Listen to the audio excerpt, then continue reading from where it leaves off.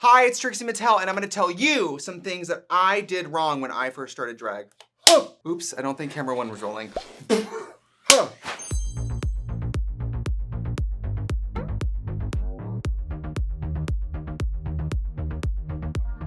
Before we get started, I wanna thank Bones and All for sponsoring a portion of today's video.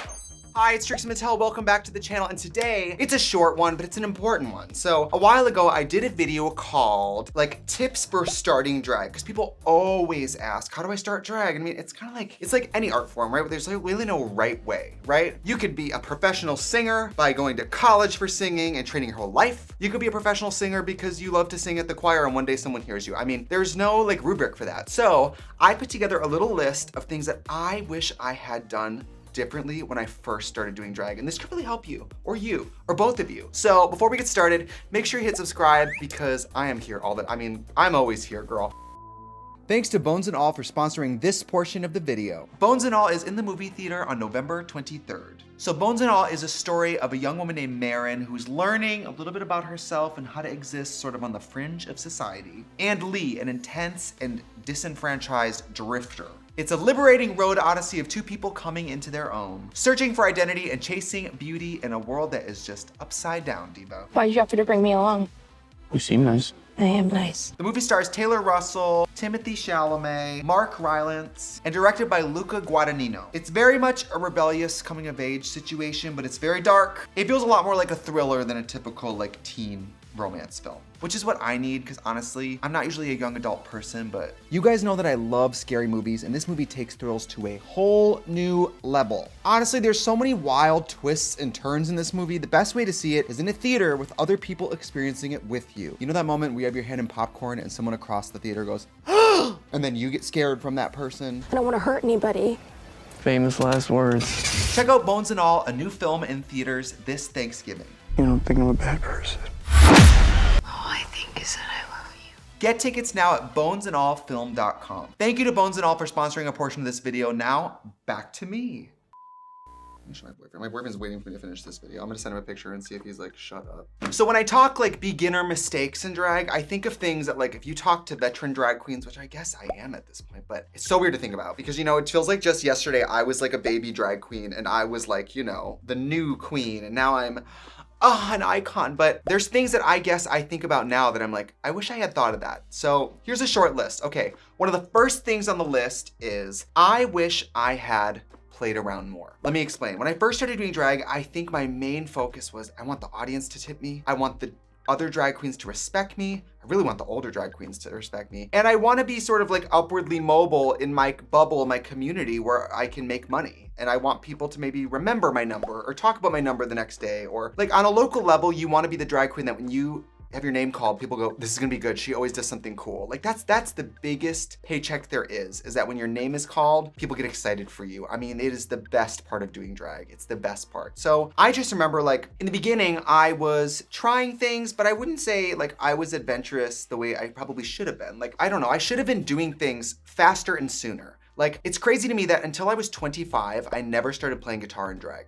And now that's like part of my main thing. I mean, my doll with integrity has a guitar. I mean, I think being a guitar playing drag queen is one of my sort of trademarks. And it's crazy to me that I never thought about incorporating that until I was like 25 or 26 because I was scared. I mean, I wish I had done stand-up sooner. I wish I had started sewing right when I was like 18. I should have had a sewing machine in my dorm room. Like, I don't know what I was so scared about. So many things were, I hope I do this right. I hope I do this right. And instead it's like, the only right way to do drag is to kind of like think outside the box and stunt on everyone. You have to do something different and cool. I guess I wish I had just tried different things and been braver, just played more. I took myself so seriously. I should have just f***ed off more. Like I should have just been like, I don't know, more reckless. And instead I really thought of drag as a business. And I know that sounds like a positive, but looking back, I'm like, girl, it's not brain surgery. Like, try something you've never done. Do an artist you've never done. Try a hair color. I mean, I picked blonde at like 18 and never looked back, which is so crazy to think about. But this is sort of another piggyback on that. But I spent too much time thinking about like what drag queens do.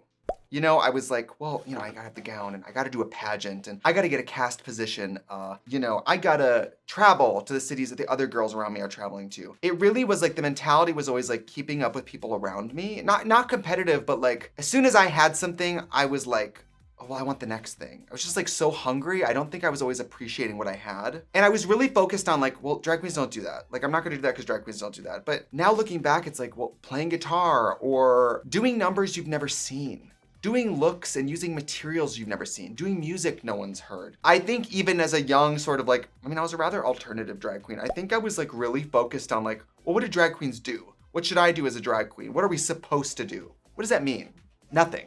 Unnecessary pressures put on yourself that literally mean nothing. Okay, this is gonna be controversial, and everybody older than me in drag is gonna love that I say this, but I wish I had listened to older drag queens. You guys, every drag queen out there has this experience where we're in a dressing room and an older queen tries to tell us something or help us or give us advice or give us feedback, or even if they say it in a nice way. I love when you do these kind of numbers. At least for me, you guys, when I was young, I was so like sensitive. I was so sensitive about like, what does that mean? Well, and I remember like this girl, Anastasia Devereaux, I remember she came up once and she saw me doing my Trixie cheek that I've been doing for forever. And I remember she was like, well, you know, if you're gonna contour that much on your cheek, you should carry it up your forehead so it kind of like all is cohesive. And I remember being like, that f***ing bitch doesn't get me. And now I'm like, that person who knew more about what I was doing than I did was trying to help me. That's all that was happening. I mean, it's crazy that now I see that as like, wow, I just rejected good advice. Because of course, then I went on to contour my forehead forever. But it's crazy that when you're a young, insecure drag queen, any piece of advice being gifted to you, solicited or not, you take as like an attack. At least I did. Everything was like, unless you had a blatant compliment for me, I was like, well, f her. She doesn't know anything about me. I don't know what that is. But honestly, baby drag queens, it's so f***ing corny. In the future, you will be happy that that drag queen who told you, oh, you know, you should do this kind of celebrity illusion is really for you. Or, you know what, this side of town, you're like perfect for those clubs. Nothing is a read. Like it's sometimes just people helping you. In fact, if you have any sort of natural ability, I actually think older drag queens are more likely to tell you how they think you could do better because they see the potential. We always talk about how older drag queens are like insecure. We talk about like, oh, I don't want to help these younger queens, but like they do because they're secure in their drag. They are not threatened by you. They're really not. Like, advice from older drag queens, more seasoned veteran drag queens, it's just welcome it. Use it or not, but just welcome it. I mean, whatever. Okay, next. This is a crazy one, and I talked about this in my video where I talked about tips for baby drag queens. I wish I had started my own show. I don't know why I was so dead set on like, well, oh God, I'm not a, you know, Jada Essence Hall is on this Friday cast, and you know, James Mansfield has her own show at Tropical, and God, I mean, what am I gonna have to wait for one of them to die? Like, I just saw every occupied drag cast position as like my only way of making money. And instead, it's like, why didn't I walk into bars and say, hey, can I do a show here? Or like, can I do bingo on Mondays? Or can I do a midnight tip spot? I don't know why I wasn't more going to unclaimed areas where there was no show and offering to perform. Duh. Because then if you get a good following, your friends come, you meet other drag queens, suddenly you have a show that those other drag queens are like, hey, will you book me on a Tuesday night? I would love to do your gig. I don't know why I never thought of that.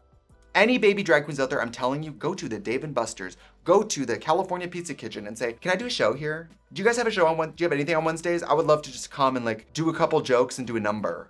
Give me $50. Like, they have nothing to lose. All right, so the next thing I wish I had done, and again, this kind of takes balls, and this is also like, it's a double-edged sword, right? But I wish I had asked for money. You guys, when I think back to some of my gigs I did for years, where I know I was bringing in like 10, 15 people a night by myself, or like, I know that most of the audience was me. And I know that like the bar would have been basically empty if my audience or my friends wouldn't have come. I wish I'd asked for money because a lot of these were like unpaid gigs where I was just like happy to be involved, happy to be asked back. And I wish I had that like unmitigated gall at the time to be like, can I get $20? Can I get like at least enough to cover my car here? Like, can I get gas money? Like, there was so many times where I was afraid of asking for anything because I was afraid of being like, well, are you ungrateful? You know what I mean? Which is so crazy to think about. Like, if you're the one performing, you're the one preparing a number, preparing a look, you're the one actually bringing people into the bar, being afraid to ask for money is like, that doesn't make any sense. However, I also think that being a young drag queen and refusing to work for free ever is also like, it's not the road to success. So I just wish I'd been more like ballsy about like, hey, 15 people are here because of me. So if I wasn't doing this right now, none of these people would be here. And I know this is normally an unpaid position, but this is like the 4th week in a row that I brought a big room. Can I have $40? I mean, even like $40, $30, something. I wish I would have like asked for that. If they said, well, we don't give any of the girls money, I would have said, well, I bring people. And I can't tell you how many shows I've been in where everybody in the cast is basically performing for my friends. Because it was like, I'm the one bringing people, and then the people who hire me don't bring anybody. And it was like, well, I want some money for this. I mean, I don't know. I don't want to be ungrateful, but I think back and I'm like, you probably could have got $20. And that would have been a life-changing amount of money at the time. Okay, next up, listen, you're not gonna believe this is coming out of my mouth, but I wish I had drank a little less in the beginning. I wasn't like crazy drunk. It's just that like drinking was such a part of drag for me. I guess my advice to my younger self is skip shots if you're working. Don't let anybody buy you a shot. And Nick, who's editing this, we've been hungover together. You know I can get out of control. I wish we would have just skipped the last drink, skipped the first drink. Like that's a good, like usually when I walk in the dressing room, everybody's on their first drink, skip the first one. Then when people get refills, get your first drink. And then when everybody's getting a nightcap, skip that one. I'm telling you, if you skip the first and last round of the night, you will never be hungover. Half the time I'm like, damn, I'm forking out $15 for drinks at my gig where I get paid $20. It's like, damn, you know. I wish I had maybe tempered that a little bit. That's all.